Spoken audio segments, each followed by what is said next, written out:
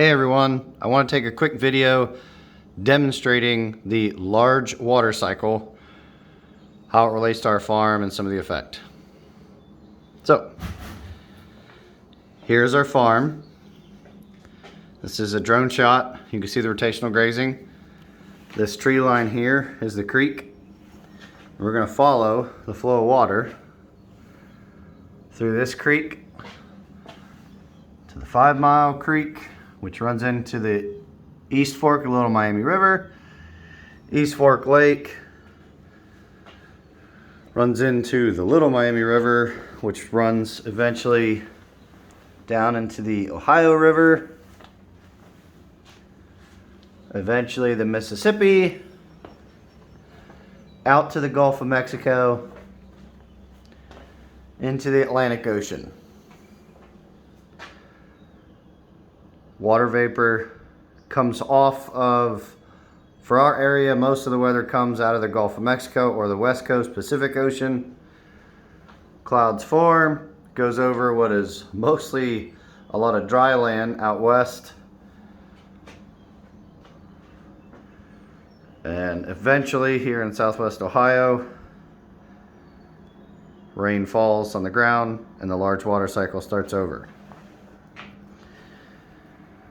So what does this matter? Why are we posting this video for Earth Day? How we treat this land, you've got chemical agriculture all around us to every side. Those chemicals often run off the land into the water supply, go into East Fork Lake, cause algal blooms. Everybody local knows it. If there is not enough rainfall, those chemicals sit, they don't flow, and you get unsafe water conditions. Eventually, all this water ends up in the Mississippi River. The Gulf of Mexico has a whole bunch of dead spots from oil and other chemicals. There's a whole bunch of vacation spots that we love to go to. We say we love them, we say we adore them, but this large water cycle is just too big of an entity for someone to wrap their minds around. Hopefully this helps. But everything is connected. We are all part of a greater whole.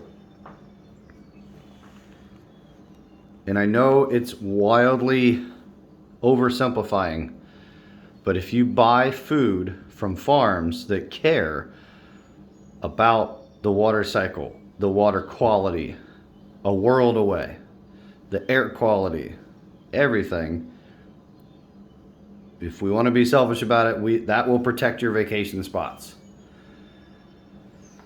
That will help ensure the health and safety of your next 4 generations. The other amazing thing this does, with this rotational grazing, we're able to slow the water cycle down, and that is even more important. If we can build up organic matter, our ground holds more water, which means there's less flooding. Surface level basic stuff. If our ground can hold more water, it can clean more water, and it will slowly seep out to the creek and flow into these rivers, which keeps a more consistent water flow downstream, especially if more people were to do this. It also ensures more water will get into the water table, which is really, really, really crucial for areas in the center of our country that are a little bit more dry. A lot of people are talking about the Ogallala aquifer and how it is drying up. It is not being recharged by the native prairie grasses that used to be there, who did not need irrigation.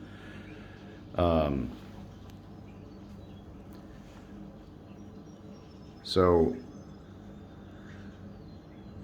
the other massive benefit, and I know it's still pretty soon after, but if we're able to hold more water in the soil more consistently and have plant cover to prevent massive temperature extremes and moisture extremes, we can begin to mitigate extreme weather.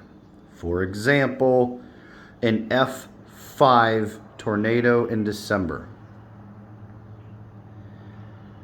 You had, I think it was a pretty good warm spell, a whole bunch of bare ground that had just been plowed up.